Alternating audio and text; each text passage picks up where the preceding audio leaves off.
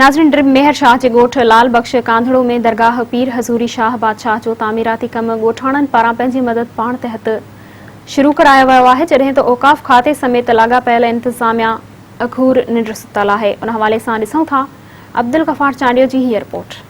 ड्रिब मेहर शाह बादशाह ॻोठ लाल बख्श कांधड़ो में दरगाह पीर हज़ूरी बादशाह ते मौजूद आहियूं, जिते ॻोठाणा पंहिंजी मदद पाण तहत तरक़ियाती कम कराए रहिया आहिनि। हिननि इहो चई रहिया आहिनि त हिते हर सियासतदान इलेक्शन जे टाइम हिते ईंदा आहिनि ऐं कूड़ा कसम खणी हितां वेंदा आहिनि त वरी वापसि अञा ताईं न आया आहिनि। उन्हनि सां ॻाल्हि ॿोल कंदासीं त हू कहिड़ा वीचार पिया वंडनि ऐं छा पिया चवनि। पीर हज़ूरी बादशाह जो मां फ़क़ीर आहियां हितां जो दरगाह जो।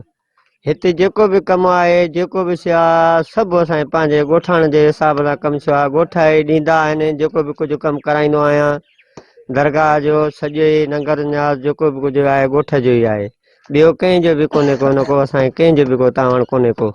सियासतदाननि जो कोई बि हथु न आहे, ॻोठाणा पाण में करे रहिया आहियूं। बाक़ी ॿियो कंहिंजो बि हथु न आहे, न को कोई आयो आहे, न को कोई पुछण ई आयो आहे त छा थिए थो छा न थिए थो।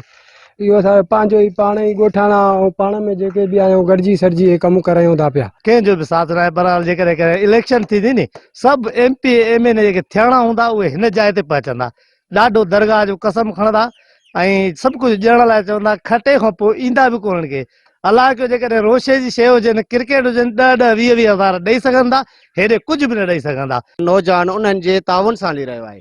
ही कंहिं सियासतदान या कंहिं वॾेरे या कंहिं MP MLA जो कमु न आहे, न कंहिं चेयरमैन जो आहे, लेकिन हिकु मुख़ैर हज़रात जेके असांजे ॻोठ जा आहिनि पंहिंजी मदद पाण तहत उन्हनि असांखे चयो त तव्हां कमु शुरू करायो। इंशाअल्लाह अज़ीज़ ही कमु पाए तकमील ताईं पहुचाईंदासीं। कैमरामैन इमाम ॾिनो हुजण सां गॾु अब्दुल गफ़ार चांडियो, मेहरान TV न्यूज़।